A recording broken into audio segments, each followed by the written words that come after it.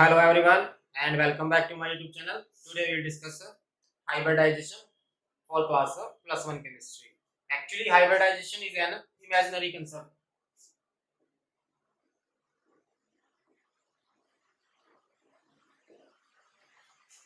It is an imaginary concept and it was introduced by Pauling and Slater to explain the geometry of a molecule. So who gave the term hybridization?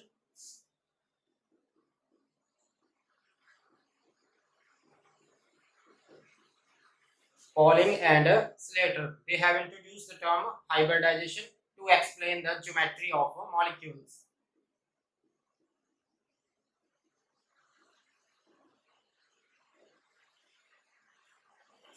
And hybridization process is the process before bond formation. It happens before a bond formation.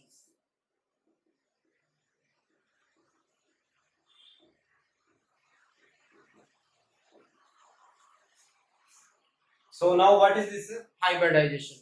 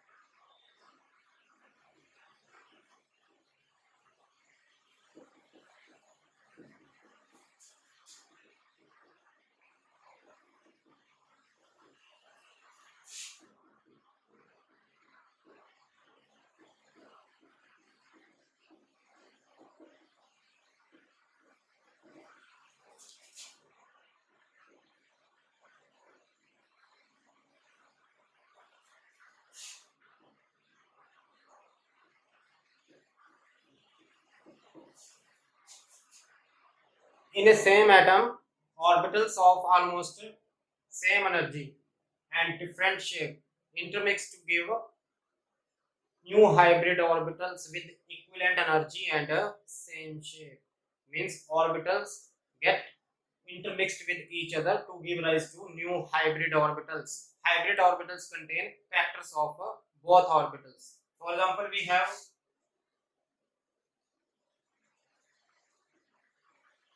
S orbital. S is spherical in structure, and one we have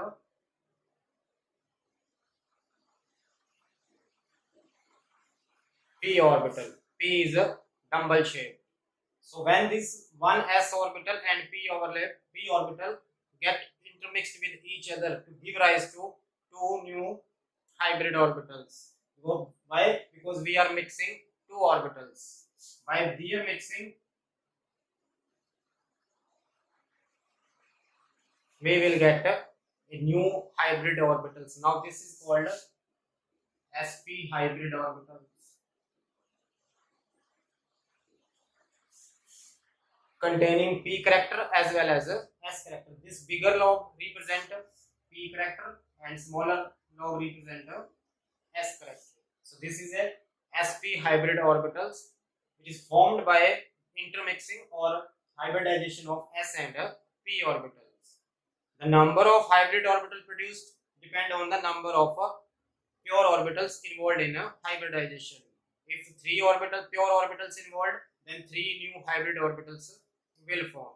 Mean same number of hybrid orbital will produce by intermixing of pure orbitals. Right? Let's see carbon in a excited state.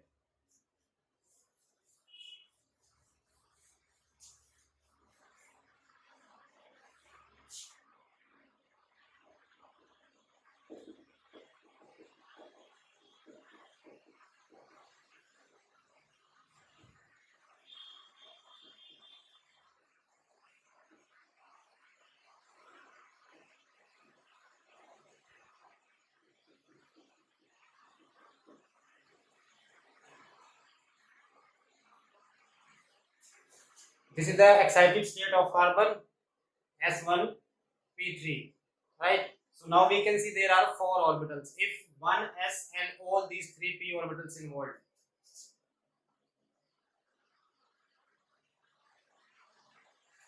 As we can see, 4 orbitals are involved, 4 orbitals are going to intermix with each other. Then sp3 hybridization. sp3 hybridization takes place, and as a result 4 new sp3 hybrid orbitals will form.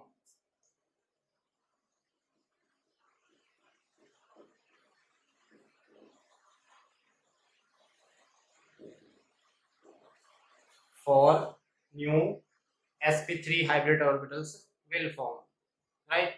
And if one s and two p orbitals, then hybridization is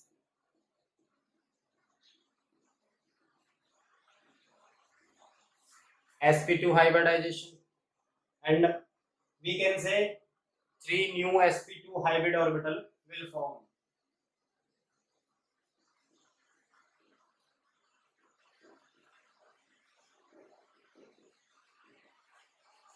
Only 2 orbitals are involved, so there is one pure orbital also. One pure orbital. But if only one s and one orbital of p,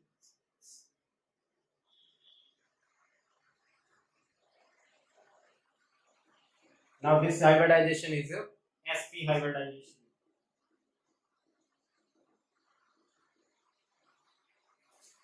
Two orbitals are intermixing with each other. As a result, only 2 orbitals will form, but those orbitals will be hybrid orbitals.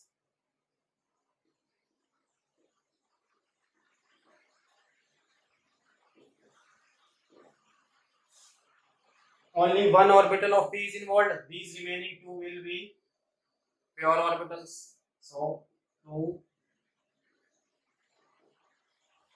pure orbitals. By the overlapping of hybrid orbitals, sigma bond will form, and by the overlapping of pure orbitals, pi bond will form. By the overlapping of hybrid orbitals, sigma bond is formed, and by the overlapping of pure orbitals, pi bond is formed. Let's see sp3 hybridization, sp2 hybridization, and sp hybridization with their orbitals.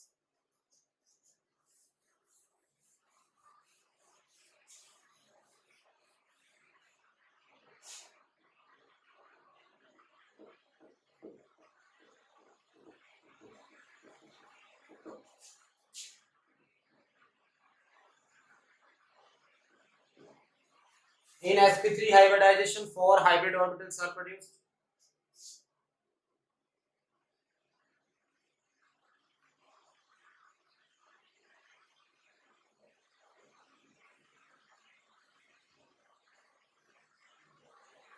So these are the 4 hybrid orbitals. 1, 2, 3, 4.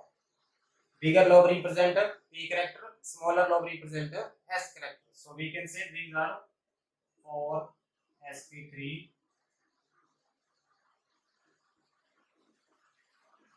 hybrid orbitals. In sp2, 3 orbitals intermix, so 3 new hybrid orbital will form, and there will be one pure orbital. I am going to represent pure orbital first. This is dumbbell shape, so this is pure orbital, and 3 new sp2 hybrid orbitals. This is first hybrid orbitals. This is second hybrid orbitals, and this is the third hybrid orbitals. 1, 2, 3. Right? In sp hybridization, 2 pure orbitals and 2 new sp hybrid orbitals. So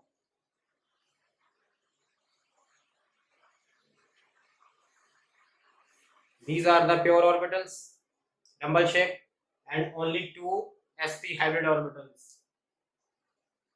1, 2. Both these are pure orbitals, and 1 and 2, these are two hybrid orbitals. What type of hybridization? sp hybridization. So number of hybrid orbitals produced depend on the number of pure orbitals. How many pure orbitals get involved in hybridization, that will results into the formation of hybrid orbitals. Now how to predict the hybridization of compounds? There are some rules. Let's understand.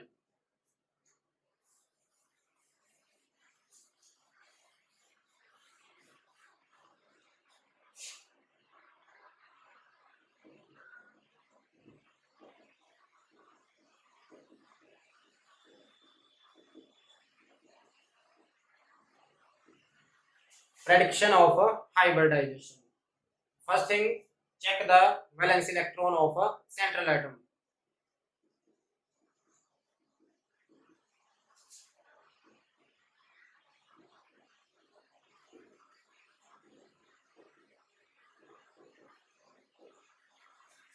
Check the valence electron of a central atom. Second,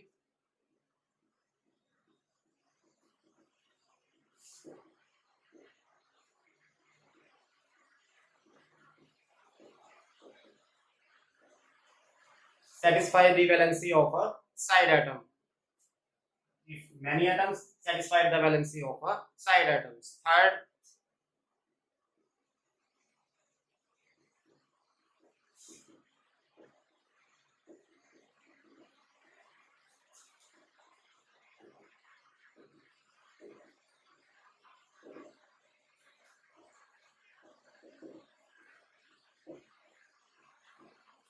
check the lone pairs if present and consider it as a sigma bond. Lone pair of central atom only.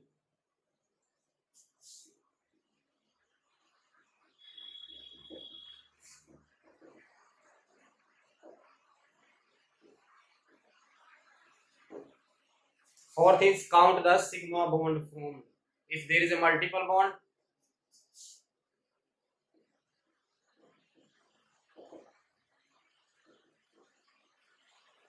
if multiple bond, then still in multiple bond one sigma is always there, either double bond or either a triple bond. Consider lone pair as a sigma bond.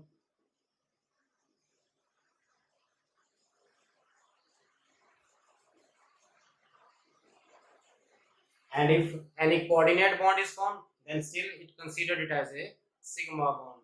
After checking the sigma bond, count the total number of sigma bond formed.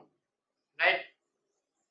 On the number of sigma bond, hybridization is easy to find out.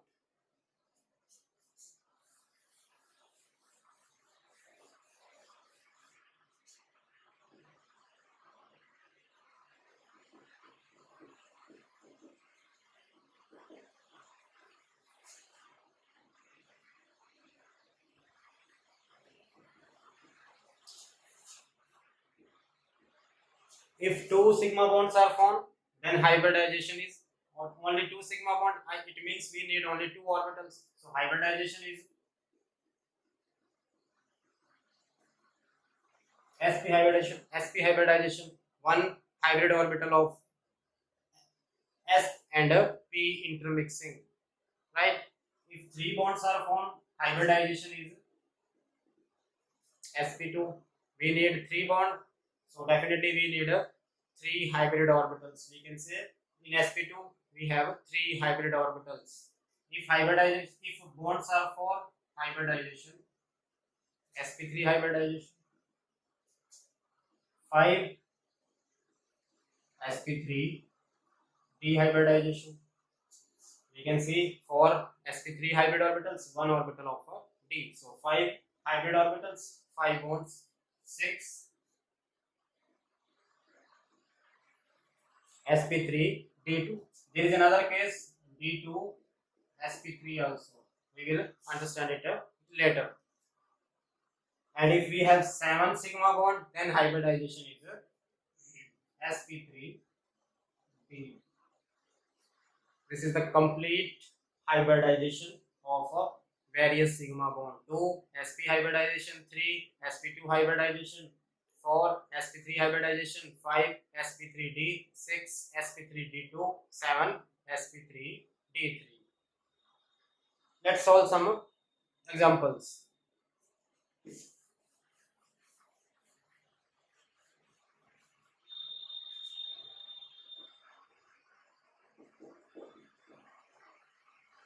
First we have NH3 ammonia. So rule number first is check the valence electrons. Nitrogen has 5 valence electrons. Satisfy the valency of side atom. Hydrogen can share 1 electron. So 3 electrons are shared with hydrogen. Count the sigma bond. 3 sigma bonds are there and 1 lone pair is also present. Consider lone pair as a sigma bond. So total number of sigma bond is 4. 3 sigma plus 1 sigma. We have 4 sigma bonds. For 4 sigma bond, hybridization is sp3, right? Second, we have SF2. So sulfur has 6 electrons. Fluorine can share 1 electron.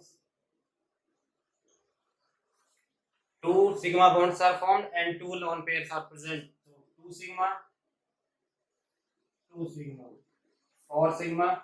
Hybridization is again sp3, right? Next,